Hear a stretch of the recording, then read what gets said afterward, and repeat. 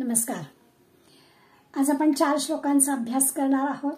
कारण या 3 श्लोकांमधल्या ज्या कथा आहेत त्या सगळ्या आपल्या खरं म्हणजे परिचयाच्या आहेत. उपमन्यूची कथा आपल्याला माहिती आहे, ध्रुव बाळाची कथा माहिती आहे, गजेंद्र मोक्षाची कथा माहिती आहे. 115व्या श्लोकामध्ये आतापर्यंत जो चाललेला विषय आहे की वाद घालू नये, वादाने काहीच निष्पन्न होत नाही, या महत्वाच्या विषयाचा समर्थ समारोप करतील. आणि मग 116, 117 आणि 118 या 3 श्लोकांमध्ये देव भक्ताची कधी उपेक्षा करत नाही, भक्ताच्या मागे उभा राहतो, भक्ताला सगळीकडे सहाय्य करतो, अशा प्रकारची काही उदाहरणं देऊन तुमच्या माझ्या मनातला भगवंताबद्दलचा जो भाव आहे तो दृढ व्हावा, यासाठी या उदाहरणांचा आपल्याला उपयोग करून घ्यायचा आहे. 115व्या श्लोकामध्ये पहिली ओळ, तुटे वाद संवाद तेथे करावा. हे तर अगदी आपल्याला पावलोपावली लक्षात येतं की जिथे आपल्या शब्दाचा काहीतरी उपयोग होणार असेल तिथे बोलावं, नाही तर बोलू नये. म्हणजे वाद तर दूरचीच गोष्ट, सांगायला सुद्धा खरं म्हणजे जाऊ नये.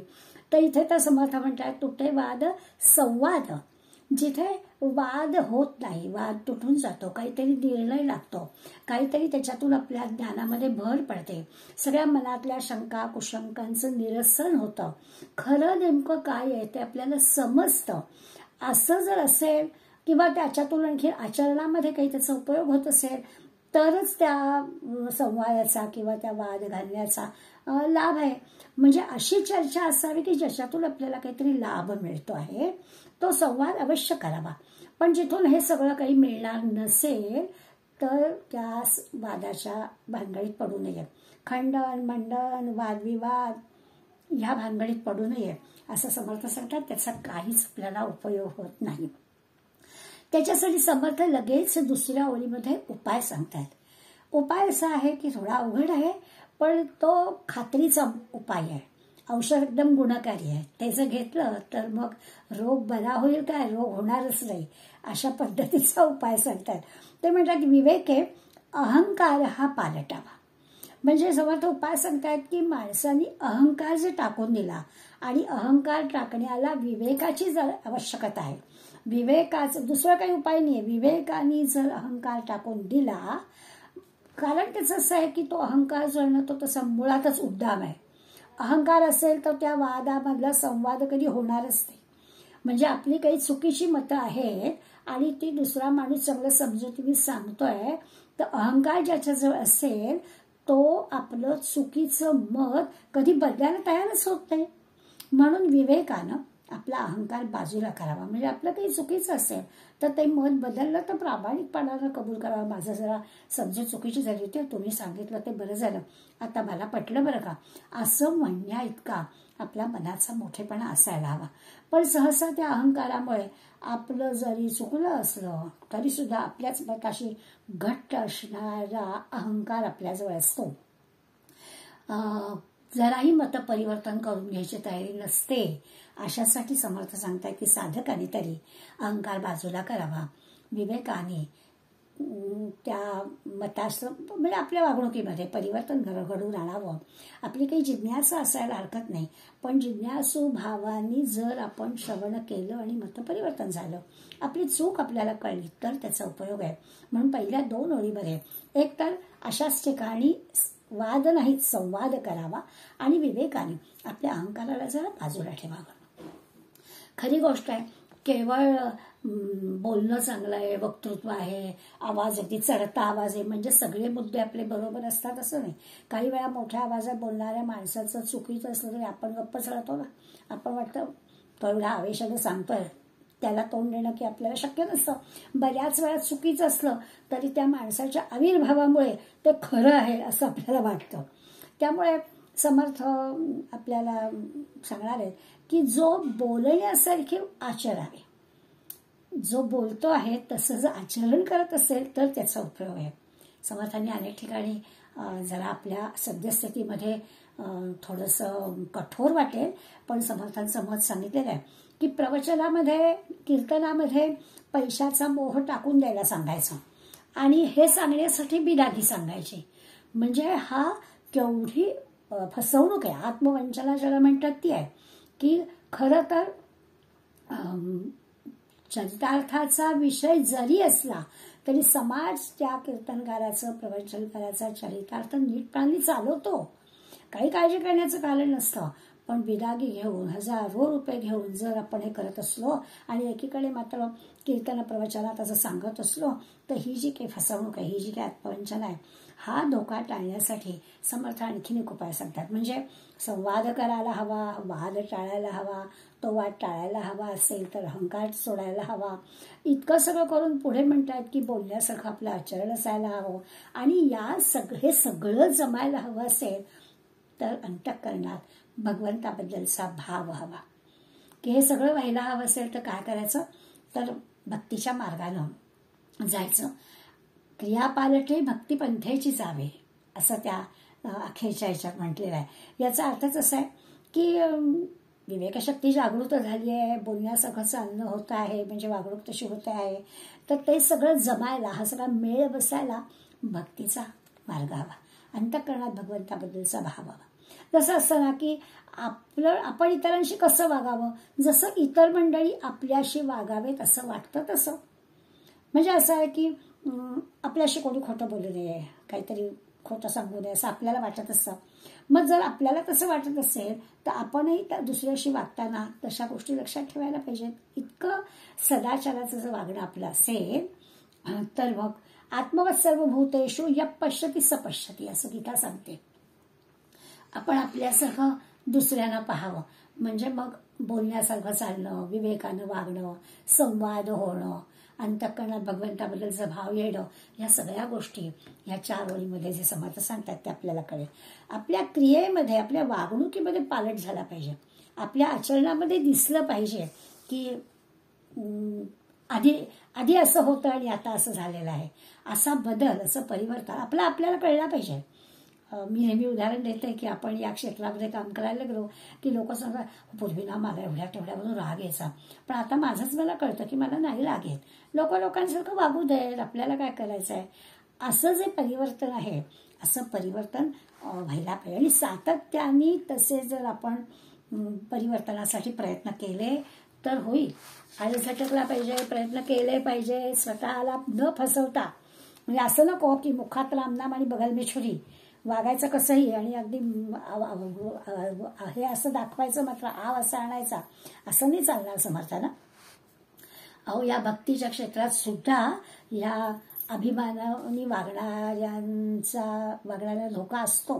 म्हणजे असं नाही की अंतःकरणात भाव आहे, भगवंताबद्दलचा भाव आहे, सगळं भक्तीच्या क्षेत्रात काम, पण तिथे सुद्धा अहंकार येतो.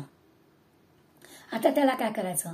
आणि त्यातल्या त्यात ठीक आहे की त्या भक्तीच्या क्षेत्रात येणारा जो अहंभाव आहे तो या शब्दज्ञानी किंवा वक्तृत्व असणाऱ्यांच्या अहंभावापेक्षा जरा बोचरा कमी असेल असं म्हणूया, पण तरी देखील अहंकारच.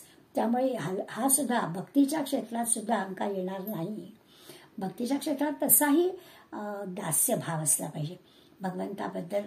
अंतःकरणामध्ये असं काही प्रेम की तू माझा मालक आहेस आणि मी तुझा दास आहे. म्हणजे आपल्या हातून काही चांगलं काम घडलं तर आपण ती परमेश्वराची कृपा, परमेश्वराची इच्छा असं भक्त मानतो. तसा भाव अंतःकरणात असला पाहिजे. भगवंताला सतत आपली प्रार्थना असली पाहिजे. आपल्या आचरणामध्ये, आपल्या स्वभावामध्ये बदल घडला पाहिजे, की म्हणजे ज्या चुका असतील त्या चुका सुधारल्या पाहिजेत. कसं आहे की स्वतःचा सुद्धा फार भरोसा देण्यात अर्थ नसतो. कधी माणूस चुकीचं वर्तन करेल याचा काही भरोसा नाही. तर आपल्याला असं वाटत असेल की आपण नाही चुका करणार, तर तसं होत नाही. केव्हा कसला मोह होईल, केव्हा कशी चूक होईल, कुठला अहंकार येईल, काय घडेल भरोसा नाही. म्हणून फार स्वतःबद्दल हे न करता पूर्णपणानं भगवंताला शरण जावं असा सगळा विचार आहे. परमार्थातली प्रगती जी आहे ना, ती प्रगती समर्थ म्हणतात तशी क्रियेत दिसली पाहिजे. क्रिया पालटे, असा क्रिया पालट व्हायला पाहिजे. इंद्रिय ही सन्मार्गी लावायला हवी. कुठेतरी बारीकशा मोहामुळे सुद्धा चूक होता कामा नये. क्रिया पालट म्हणजे काय, जसं असतं ना की कृती दिसली पाहिजे. हो, याव करी त्याव करी, उदाहरण म्हणून म्हणजे उदाहरणापुरतंच घ्यायचं, असं काही सगळीकडे आपण त्याचा विचार करायचा नाही. तर मला एका गृहस्थाला ना खूप असं हिमालयाचं खूप प्रेम होतं, की अगदी घरामध्ये त्यांनी सगळी हिमालयातली खूप मोठी चित्र लावून ठेवलेली होती आणि हिमालयाबद्दल अत्यंत प्रेम आहे. चित्र पाहिली की असं वाटतं की आपण हिमालयातच आहोत, म्हणजे आपल्याच घरात पण आहोत हिमालयात असं वाटतं आणि एक आनंद मिळतो. आता हे सगळं काही मर्यादेपर्यंत ठीक आहे, म्हणजे एखाद्या वयाने जास्त असेल किंवा ज्याला खरोखरच तिथं जाणं कुठल्या कारणांमुळे शक्य नाही आहे आणि म्हणून त्यांनी अशा प्रकारचं आपल्या घरामध्येच आपली आवड म्हणून उभं केलं असेल, तर त्याला मान्य आहे, आपल्या काही एका प्रमाणापर्यंत आपण ही गोष्ट मान्य करू. पण समर्थ असं म्हणतात की तुला ती क्रिया करायला हवी, तू जायला पाहिजे कधीतरी, तुला हिमालय प्रत्यक्ष पाहण्याची प्रेरणा याच्यातून मिळाली पाहिजे जर तुला इच्छा असेल तर. नुसती शोभा म्हणून चित्र जमवणं, चित्र लावणं ह्यानी क्रिया पालट होणार नाही. समर्थांचा क्रिया पालटावर भर आहे. म्हणजे आता हे उदाहरण आपण एवढ्यापुरतंच घ्यायचं आहे की खरोखर हे एवढं जरी करणं का होईना चांगलंच आहे की प्रत्यक्ष जाण्याच्या ऐवजी आपण आपल्या घरात हे सगळे आपली आवड म्हणून उभं केलं तर हरकत नाही. पण क्रिया पालट म्हणजे काय, तर कृती झाली पाहिजे. मना सज्जना भक्ती पंथाची जावे ही सुरुवात झाली आपल्या मनाच्या श्लोकाला. दुसऱ्या श्लोकापासून सुरुवात झाली, मना भक्ती पंथाची जावे असं सांगितलं. आणि आत्ताच्या 115व्या श्लोकात सांगितलं क्रिया पालटे भक्ती पंथाची जावे. याच भक्तीच्या मार्गाने जायचं आहे, पण क्रियेत पालट झाला पाहिजे. आपलं काहीतरी आचरण, आपली काहीतरी कृती याच्यात काहीतरी बदल झाला पाहिजे. हा जो मार्ग दिलेला आहे ना भक्तिपंथाचा, तो मार्ग अगदी सुलभ आहे, त्याच्यात काही प्रश्नच नाही आहे. काही त्याला बाह्य सामग्री लागत नाही, खूप काही यातायात लागत नाही, बुकिंग करावं लागत नाही. समर्थ भक्तीच्या मार्गानं हे सगळं खात्रीनं होईल. काय काय होईल त्याची यादी आपण आत्ता झाली. संवाद होईल, अहंकार नाहीसा होईल आणि खऱ्या अर्थानं क्रियेमध्ये, स्वभावामध्ये, आपल्या कर्मामध्ये बदल होईल, असं सगळं घडेल अशी खात्री आपल्याला दिली. नाथांची ओवी आहे, ठाईच बैसोनी राहावे, मन एकाग्र करावे. कसं करावं, समर्थांनी वादसंवाद विवाद करू नये, संवाद करावा सांगितला. ह्यांनी पण सांगितलं ठाईच बैसोनी राहावे, मन एकाग्र करावे, भगवंताचे स्मरण ठेवावे सर्व काळी मानसी.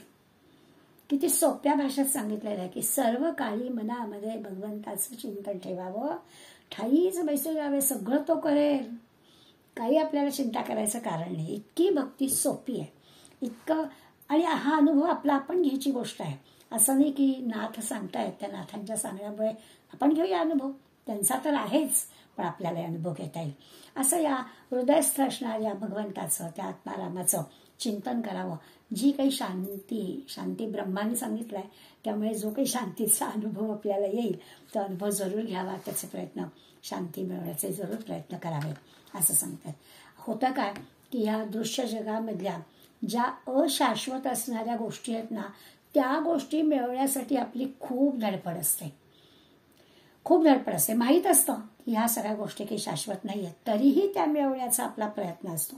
पण जी खात्रीची आहे, शाश्वत आहे, शाश्वत आनंद मिळेल असं खात्रीने माहिती आहे, संत सारखं सांगतायत, पण तरी मिळवण्याची मात्र आपली काहीच तयारी नाही.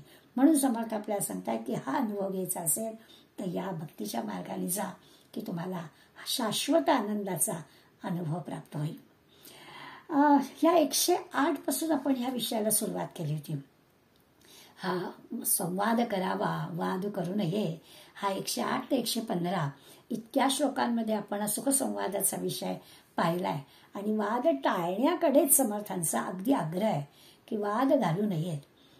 कितीतरी ठिकाणी, म्हणजे आता काही सगळ्यांचा पुन्हा उजळणी घेण्याची आवश्यकता नाही आहे, पण मना सर्व जाणीव सांडोनी राहे असं सांगितलं की मी खूप काही ज्ञानी आहे, मला सगळं काही माहिती आहे, हे जे काही आपल्याला वाटत असतं ना, ते वाटणं आपल्याला अहंकारी बनवतं. मला सगळं माहिती आहे, यांनी अहंकार बळावतो.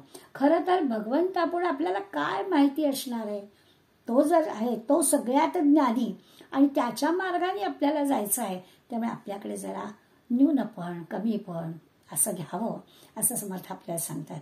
पुढे सुद्धा एका ठिकाणी विचार आहे तुझा तूची शोधून पाय, तूच विचार कर. आपण बोलतोय तसं आपलं आचरण होतोय ना, आपणच विचार करावा. आणि ज्याचं त्यालाच हे बरोबर कळत असतं की आपण जे बोलतो आहोत तसं आपण वागतो का, तर मग ती क्रिया पालटे भक्तिपंथेची जावी. ह्या ज्या 115व्या श्लोकामधली चौथी ओळ जी आपण पाहिली त्याच्यामध्ये भगवंताला शरण गेलं कीच आपल्या स्वभावामध्ये बदल घडून येणारे, कीच आपल्या क्रिया पालट होणारे, चुकीची काही गोष्ट असेल तर ती दुरुस्त होणार आहे. आता पुढे 116 पासून 125 पर्यंत एका वेगळ्या विषयावरच्या श्लोकांना आपण आज सुरुवात करणार आहोत. देव भक्ताची कधीच उपेक्षा करत नाही असं, नुपेक्षी कदा देव भक्ताभिमानी, असा चौथा चरण असणाऱ्या श्लोकांचा आजपासून आपण आता अभ्यास करणार आहोत.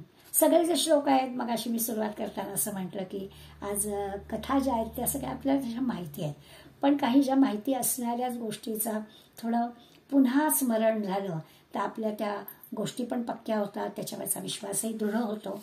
आणि आत्ता म्हटलं तसं की आपल्या क्रियेमध्ये पालट व्हायला हवा आहे ना, तर मग आपली भगवंतावरची जी भक्ती आहे ती आणखी दृढ व्हायला, आपली निष्ठा वाढायला नक्कीच मदत होते. 116वा श्लोक आहे. बहुशापिता कष्टला अंबऋषी, तयाचे स्वये श्रीहरी जन्मसोशी, दिला क्षीर सिंधू तया उपमानी, नुपेक्षी कदा देवभक्ताभिमानी. या श्लोकामध्ये दोन गोष्टींचं स्मरण म्हणूया आपण. दोन गोष्टींचं स्मरण भगवंतांनी दिलं आहे.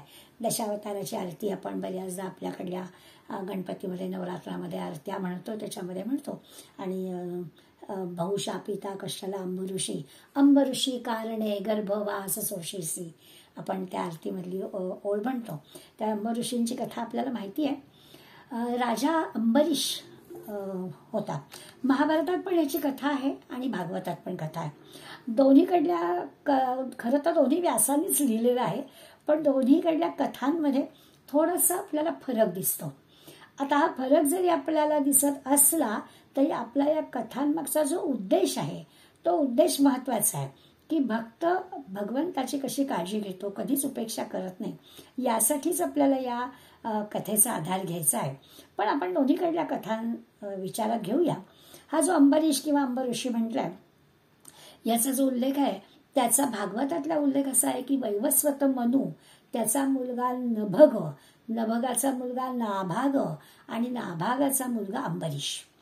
आणि हा जो अंबरीश आहे तो राजाही आहे, अत्यंत धार्मिकही आहे आणि असा म्हणजे एकीकडे पराक्रमी पण आहे आणि भगवत भक्त पण आहे, निष्ठावान पण आहे.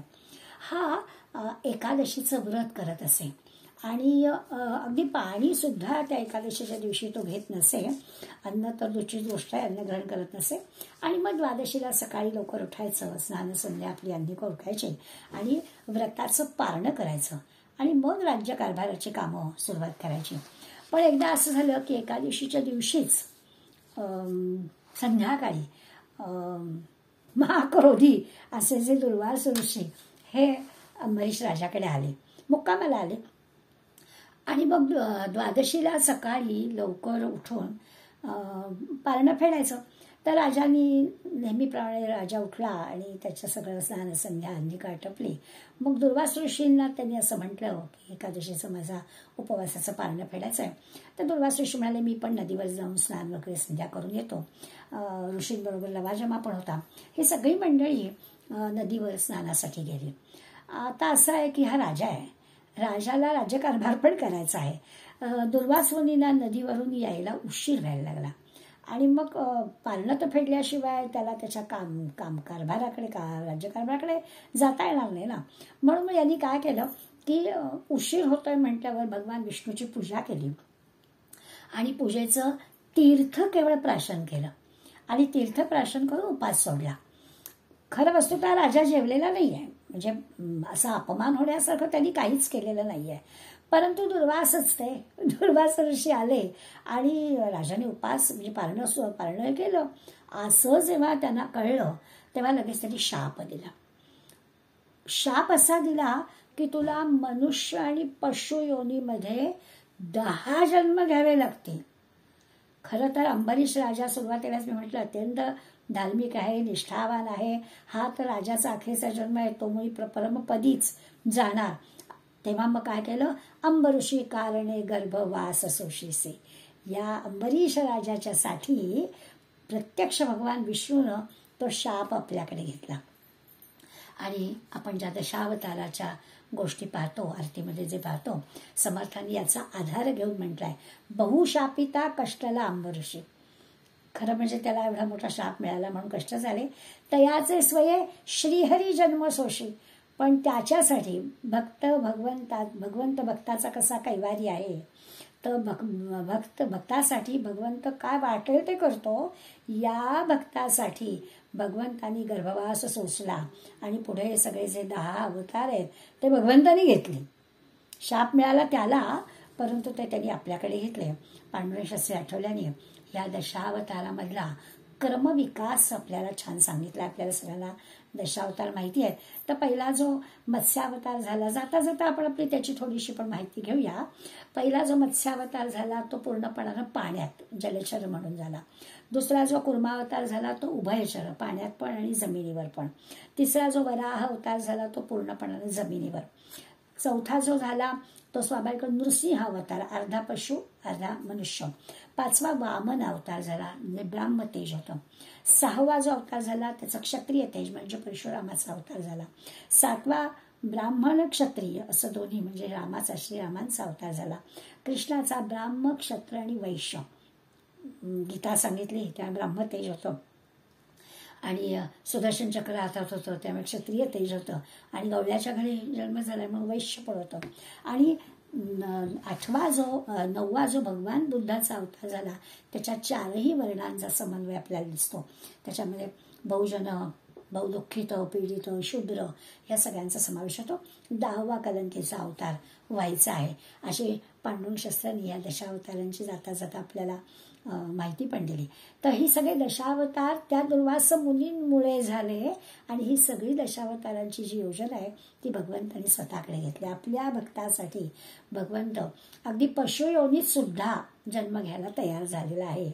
या सगळ्या दशावतारांच्या कथा पुढल्या काही श्लोकांमध्ये आपल्याला पाहायच्या पण आहेत.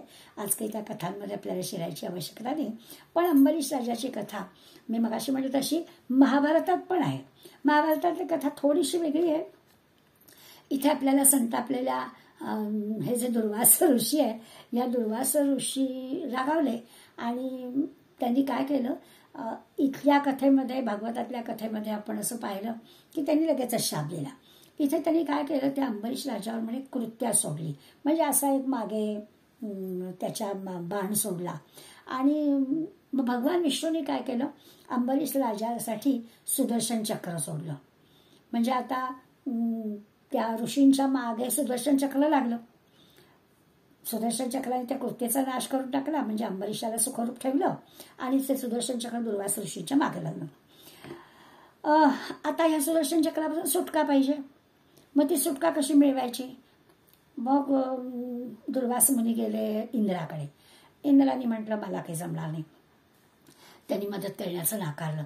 मग ब्रह्माकडे गेले, शिवाकडे गेले. प्रत्यक्ष सुदर्शन चक्र जायचं तसं विष्णूकडे सुद्धा गेले.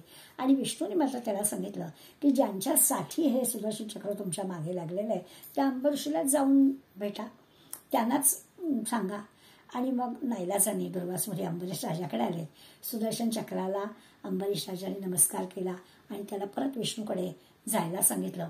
भगवंताला आपल्या भक्ताचा अभिमान असतो. भगवंत कधीही भक्ताला उपेक्षित ठेवत नाही. असं या दुर्वास मुनींच्या कथेतून कुठलीही कथा घेतली, दशावताराची घ्या म्हणजे भागवतातली घ्या किंवा महाभारतातली घ्या, आपला हेतू तेवढाच आहे. आणि समर्थांच्या या 2 ओळींमधून आपल्याला एवढाच अर्थ हवा आहे की भगवंत भक्ताची कधीही उपेक्षा करत नाही. फक्त तशी अंबरीशासारखी निष्ठा त्या भक्ताजवळ असायला पाहिजे. पुढल्या 2 ओळींमध्ये उपमन्यूची कथा आहे.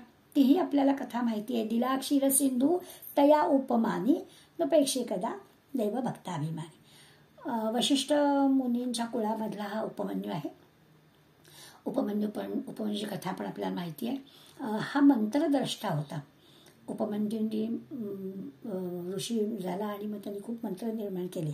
पण लहानपणची जी कथा ती अशी आहे की गरीब अत्यंत वडील होते. त्या वडिलांबद्दल असं म्हणायचं आहे की अयाचित वृत्तीनं ते राहत होते. कुणाकडे काही मागायचं नाही. आणि त्यामुळे ते अत्यंत दारिद्र्य होतं. म्हणजे इतकं की या बालपणामध्ये याला दुधाची चवही कळली नव्हती. लहानपणी आईने कधीतरी त्यांनी काही हट्ट केला असेल म्हणून पाण्यामध्ये पीठ काढून दूध दिलं असेल.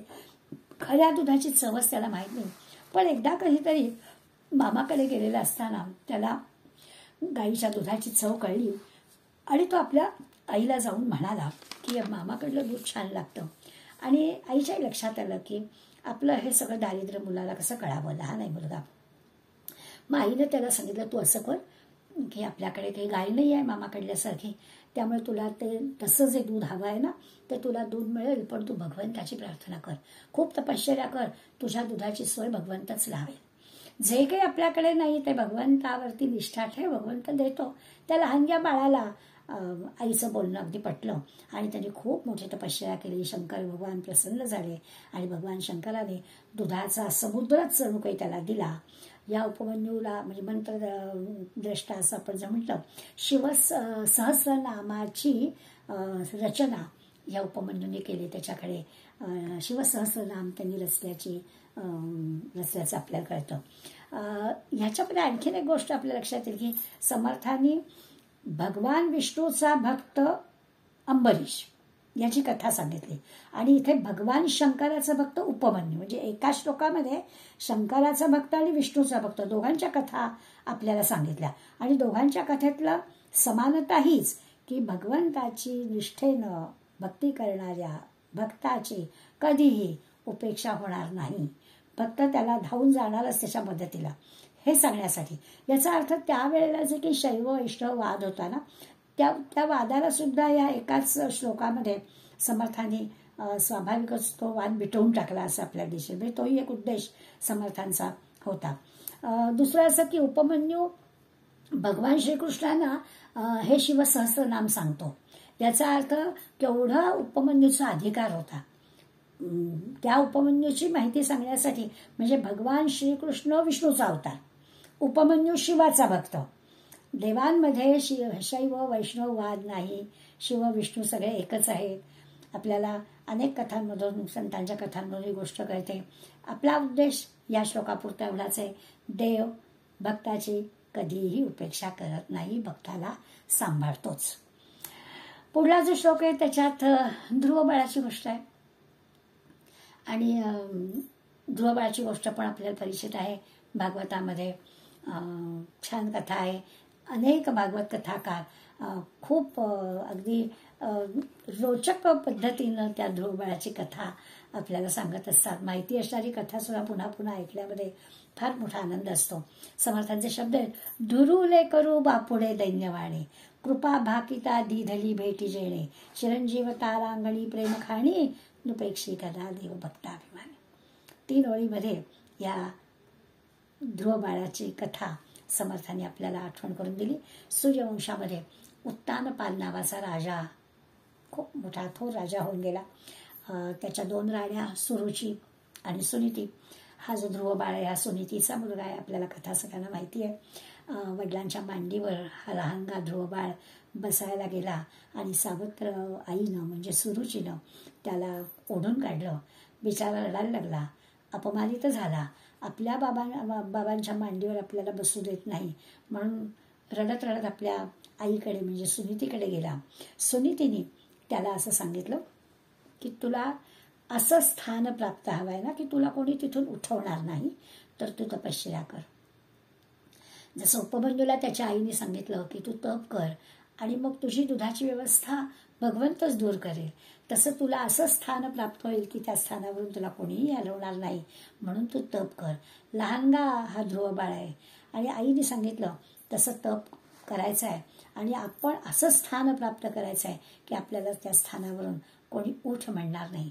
आपल्याकडे ना आपल्या लहानपणी आपल्या आईवडिलांच्या तोंडी हे नेहमी एक म्हण असायची, असं बोलावं की कोण म्हणेल झूठ आणि अशी जागा निवडावी की कोण म्हणेल उठ. तर ते पटतं आपल्याला की असं पाहिजे जागा की आपल्याला कोणी उठवणार नाही, असं आपलं बोलणं असलं पाहिजे की कोणाला ते खोटं वाटणार नाही. 6व्या वर्षी हा ध्रुवबाळ या अशा पद्धतीने तपश्चर्या केल्या. कधी कधी मनात येतं की 6व्या वर्षी ध्रुव बाळाला कळलं की आपल्याला भगवंताशिवाय दुसरं कोणी नाही आहे.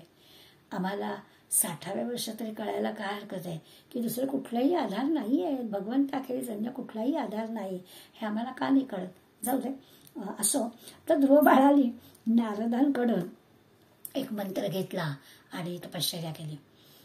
प्रत्यक्ष नारायणाने त्याला दर्शन दिलं. लहानगा बाळे, समर्थांचे शब्दच किती गोळ, दुरू लेकरू असं म्हटलंय तरी, म्हणजे खरोखर. आणि कसं तो बापूड दैन्यवाण, अत्यंत गरीब बिचारा लहानगा असा हा ध्रुव बाळ आहे असं समर्थ वर्णन करतात. आणि खरोखर जसं आहे ना, त्या प्रत्यक्ष भगवंताला सुद्धा या एवढ्याशा बाळाचं किती कौतुक वाटलं. आणि भगवंताने आपल्या हातातला शंख त्या ध्रुवाच्या गालाला लावला, मात्र ध्रुवाची प्रतिभाशक्ती म्हणजे जागृत झाली. भागवतामधल्या कथेमध्ये आपल्याला वर्णन वाचायला मिळतं. आणि मग ध्रुवानी भगवंताची स्तुती केली. इतक्या लहान या ध्रुवाला असं स्फुरलं काव्य आणि भगवंताची स्तुती तो करायला लागला.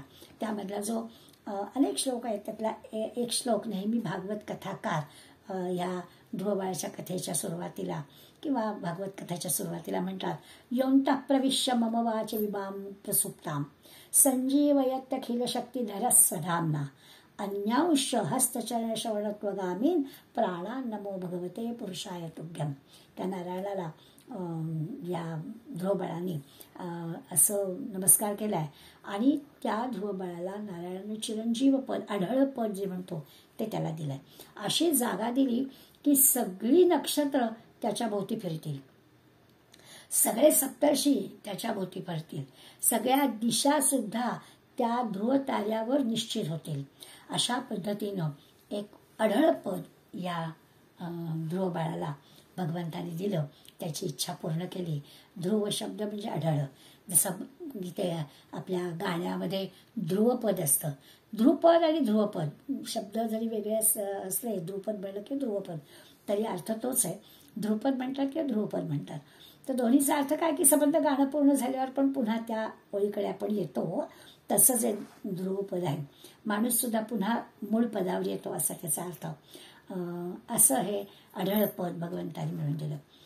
काही जण या ध्रुव बाळाच्या कथेचा एक वेगळ्या पद्धतीनं म्हणजे रूपकात्मक अर्थ लावतात.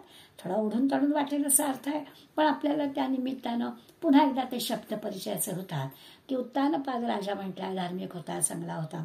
तर उत्तानपाद ह्या राजाचं नाव जरी असलं तरी आपण जर रूपकात्मक अर्थ पाहिला तर ते भगवंताचं परमपद आहे.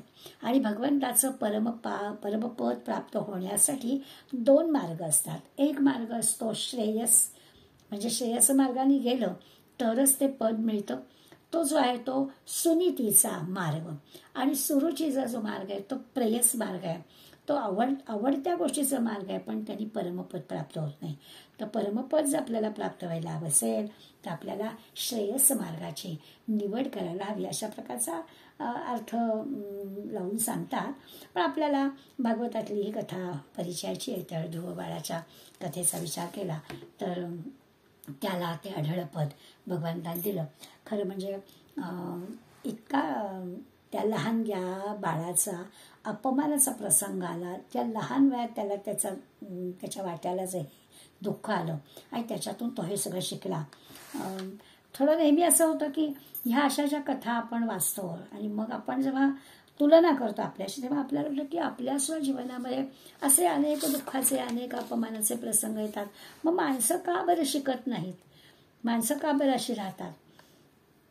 तर आपण या अशा प्रसंगातून जे शिकायला हवं. म्हणजे मोहम्मद पैगंबराची एक कथा सांगतात की म्हणे एकदा काय झालं की मोहम्मद पैगंबरांनी लोकांना सांगितलं, येणारा प्रत्येक जर आपल्या दुःखाचा पाडा वाचतो तर मोहम्मद पैगंबर असं करा, तुमची दुःखाची गाठोडी बांधा आणि द्या बरं माझ्याकडे आणून.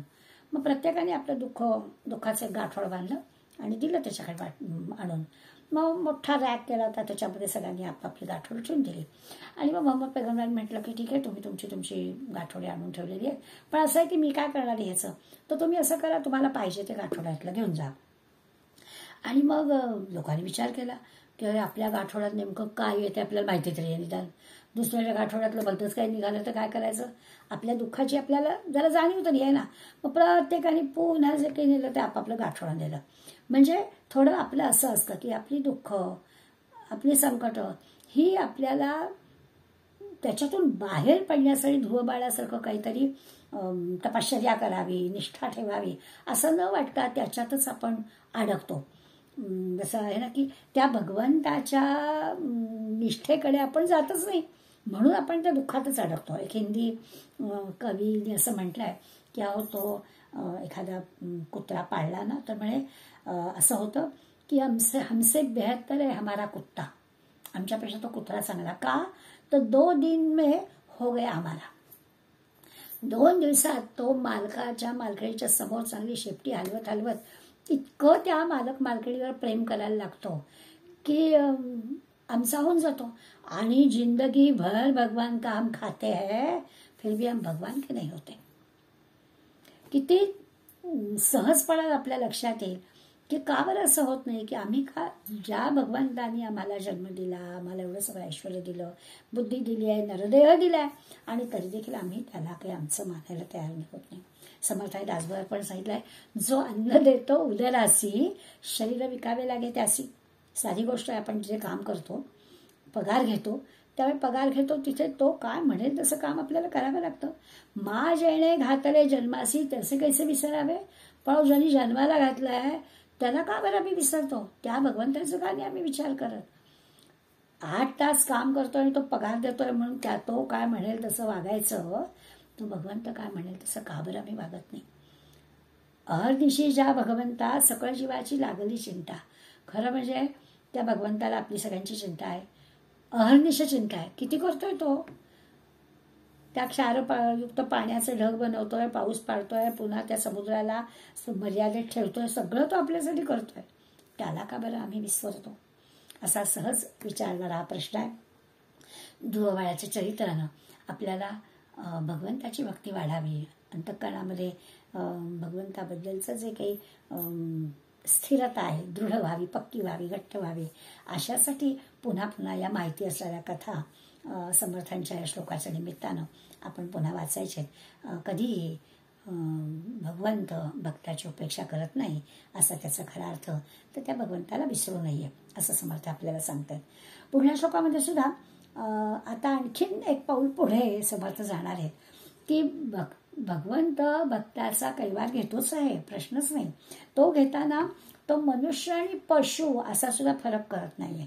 फक्त माणसाचंच का, अगदी पशुला सुद्धा भगवंत जवळ करतो आहे. गजेंद्र मोक्षाची कथा या कथेचा आधार घेऊन पुढल्या श्लोकामध्ये पुन्हा हाच विचार की जो भक्त आहे भगवंत कधीच त्याची उपेक्षा करणार नाही. गजेंद्र महासंकटी वास पाहे तया कारणे श्रीहरी धावत आहे.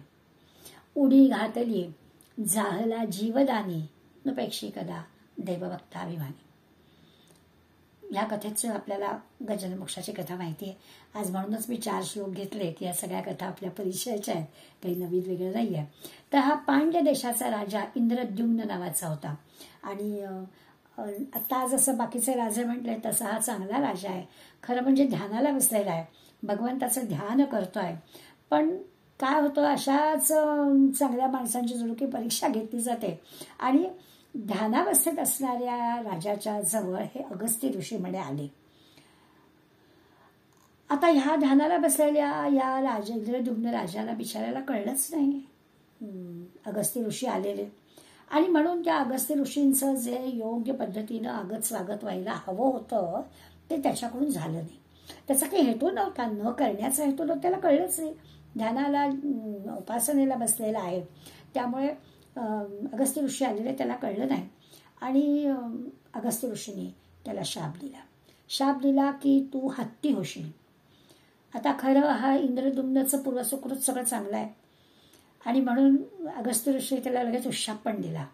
उशाप त्याला काय दिलाय तो आपण आपल्याला कळेल. माऊली आपल्याला सांगतायत, देव सारावे परते संत पूजावे आरते. माऊलीने आपल्याला जाताना सांगितलंय काय करावं. देवाला नंतर पूजा केली तरी चालते, आधी देव ज्यांनी आपल्याला परिचित करून दिला अशा संत महात्म्यांचं, सद्गुरूंचं आधी पूजन करावं. जे इंद्रद्युम्नाचं जरा चुकलं, अगस्त्यांची पूजा करायला हवी होती, पण तो देवाची पूजा करत बसला किंवा त्याची साधना करत बसला आणि अगस्त्य ऋषींनी या इंद्रद्युम्नाला शाप दिला. समर्थांनी सुद्धा आपल्याला सद्गुरू हुनी देव मोठा तयासी वाटे तो करंटा. ते म्हणतात की ज्याला सद्गुरू सगळ्यात मोठा, कारण सद्गुरूंमुळे देवाची ओळख झाली आहे. आणि म्हणून समर्थ पण आपल्याला असं सांगतात. आपल्याकडे सुद्धा बघा म्हणजे सुरुवात केली मातृदेवो भव, पितृदेवो भव, आचार्य देवो भव, अतिथी देव, हे सगळे देव आहेत. त्यामुळे या सगळ्यांना नमस्कार करा की देवाला पोचणारच आहे, म्हणून त्यांना करावा. आधी सद्गुरूला हे करावं, मग देवाला वंदन करावं. आधी संत सज्जन सत्पुरुष आई वडील अतिथी ह्या सगळ्या आपोआप देवाची होते. आपली साधना वगैरे सगळी काय येतं, ह्यांची पूजा करण्यामध्येच ती साधना आहे. अशा प्रकारचा विचार आपल्याला कळावा यासाठी या गोष्टीचा उपयोग आहे. आणि मग अगस्त्य ऋषींनी उशाप पण दिला ना त्याला. उशाप देताना असं म्हटलं की तू हत्ती होशील, बरोबर आहे, पण त्याच जन्मामध्ये तुला परमपदाची प्राप्ती पण होईल. आहे सर, त्याचं सुकृत उत्तमच आहे.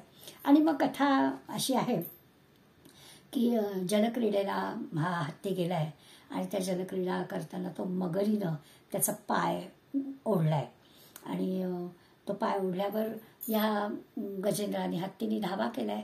मनापासून भगवंताला हाक मिळेल. जवळच असणाऱ्या सरोवरातलं ते कमळ त्यांनी हे केलंय आणि विष्णूच्या बाजूला टाकलाय आणि विष्णू आलाय आणि अशा पद्धतीनं विष्णूनं त्याला त्या मगरीतून सुटका त्याची करून घेतली. अशी कथा आपल्याला वाचायला मिळते. याला जोडून आणखीन एक कथा अशी आहे की देवल नावाचे ऋषी होते आणि त्यांचा हुहू नावाच्या एका गंधर्वाला त्यांनी शाप दिला होता. या गंधर्वाला जसा शाप मिळाला होता तसा उशाप पण मिळाला होता. त्याला शाप मिळाला, त्याला मगरीचा जन्म घ्यावा लागेल, पण मगरीच्या जन्मातच तुझा पुन्हा तू गंधर्व होऊन जाशील, म्हणजे तुला या भगवान विष्णूकडून तुला मृत्यू पण मिळेल आणि पुन्हा तू गंधर्व होशील. तर हे जे काही दोन्ही शाप व्हायला हवे ते पुरते आणि त्यांचे परमपदी ते जायला हवे. हा पण गंधर्व व्हायला हवा होता आणि हा पण इंद्रद्युम्न सुद्धा विष्णूपदी जायला हवा होता. या दोन्ही गोष्टी एका ह्याच्यात धरल्या. त्या मगरीनं म्हणजे त्या हुहू नावाच्या गंधर्वानं या हत्तीचा म्हणजे या इंद्रद्युम्नाचा पाय धरला होता आणि मग असे म्हटलं तसं विष्णू प्रत्यक्ष आले आणि या दोघांनाही आपापल्या शापातून मुक्त केलं. खरं तर असा विचार केला तर या कथा रंगवताना सांगितलेलं आहे की हत्तीने खूप प्रयत्न केला मगरीच्या तोंडातून आपला पाय सुटवण्याचा. हत्तीचं किती जरी ताकद असली तरी पाण्यामध्ये त्या ताकदीचा उपयोग होत नाही आणि त्यामुळे हत्तीला की आपला पाय सोडून घेता येईल. हत्ती नेहमी कळपात राहतो. तर अनेक जे त्या कळपात असणारे बाकीचे हत्ती होते ते सगळे म्हणजे मदतीला आले होते, पण तरीसुद्धा त्यांची पण मदत काही पुरेशी झाली नाही. मग ते करताना सुद्धा त्याच्यात सुद्धा सांगितलं आहे की मदत करतात ना इतर मंडळी, काय लक्षात ठेवायचं तर मदत करतात लोक, करत नाहीत असं नाही, पण इतरांची जी मदत असते ती स्वतःला सुरक्षित राहून जी काही मदत करता येईल तेवढीच करण्याकडे असते. आपला पण अनुभव असतो की लोक मदत करतील, किती करतील, स्वतःला सुरक्षित याच्यात ठेवून जे काही आपल्याला करता येईल तेवढीच करतील. धोका पत्करून मदत करणं हे काही फार लोकांना जमतं असं नाही. सुख के सब साथी, दुःख मे नकोय असंच असतं. अशा पद्धती हे सगळं कळावं त्या कथेतून, हा पण एक उद्देश कथा सांगण्यामागे असतो. आणि खरंच आहे या जगात कोणाचे नाही रे असं आपण म्हणतो ते खरं आहे. सुख में तेरे साथ चलेंगे, दुःख में मुख मोडेंगे असं त्या गीतात म्हटलेच आहे.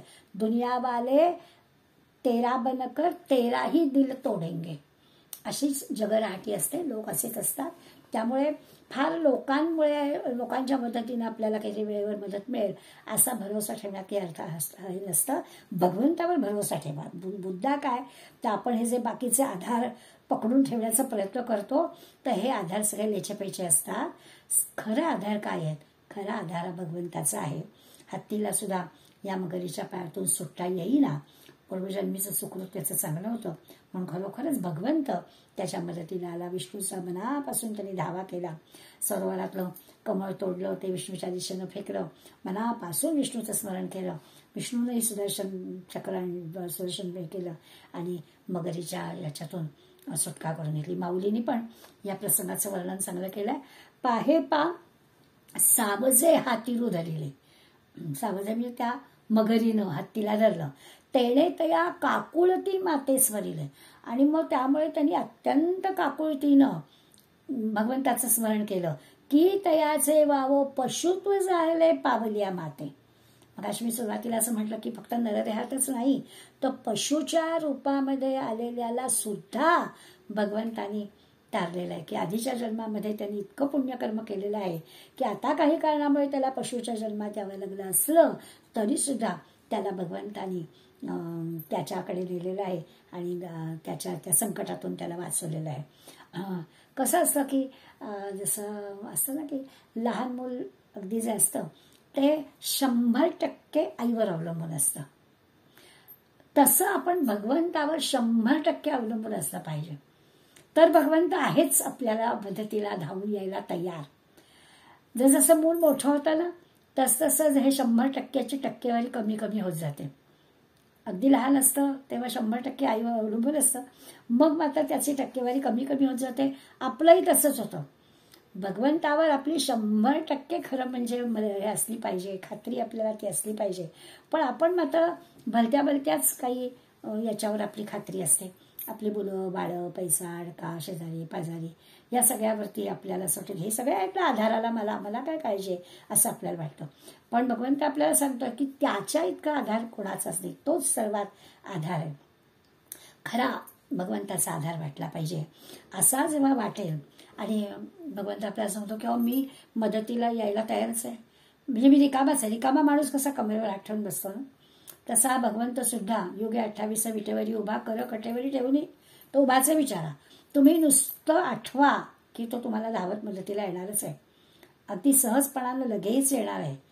असं म्हणतात की कमरेवरती पांडुरंगाने हात का ठेवलाय तर म्हणजे भवसागर इथपर्यंतच असतो. आणि भगवंत असं पण म्हणतो की काय तुम्हाला वाटलं ना तर मी त्याला उचलून पण घ्यायला तयार आहे ना, तुम्ही बुडताय असं वाटलं तर मी घेणार ना तुम्हाला उचलून. इतका भगवंत आपल्याला मदत करायला तयार आहे. पूर्ण आपल्याकडे भगवंताचं लक्ष आहे अशी सगळी खात्री आहे. फक्त इतकी अनन्यता आपल्याजवळ पाहिजे, इतकी निष्ठा आपल्याजवळ पाहिजे, तर भगवंत भक्ताची कधीच उपेक्षा करत नाही. अशा प्रकारच्या या अनिर्णय कथांतून आपला एक दृढ विश्वास भगवंतावर वाढावा अशा प्रकारचा विचार करून समर्थ आपल्याला आणखीन काही श्लोकांमधून हाच विचार मांडणार आहेत. पादुपद 4थं जे पद आहे ते हेच आहे, नपेक्षिकदा देवभक्ताभिमानी. आणि अशा उदाहरणांच्या साहाय्यानं आपली भगवंताची निष्ठा वाढवावी असा समर्थ आपल्याला प्रयत्न करायला सांगतात. आणखीन जे काही 4 श्लोक आहेत ते आपण पुढल्या वेळेस पाहूया. आज या श्लोकांचं चिंतन करूया, म्हणजे आपली पण भगवंताची निष्ठा नक्की वाढेल. अशी वाढावी. 100% आपल्याला भगवंत आधार आहे असं आपल्याला वाटावं. की पहिल्या श्लोकामध्ये म्हटल्यासारखं संवाद होईल सगळ्यांशी, अहंकार सगळा संपून जाईल आणि भगवंताखेरीज दुसरा अन्य कोणी नाहीच आहे मला याची एक खात्री आपल्याला वाटेल. पुढल्या वेळेला पुढले श्लोक पाहूया. धन्यवाद.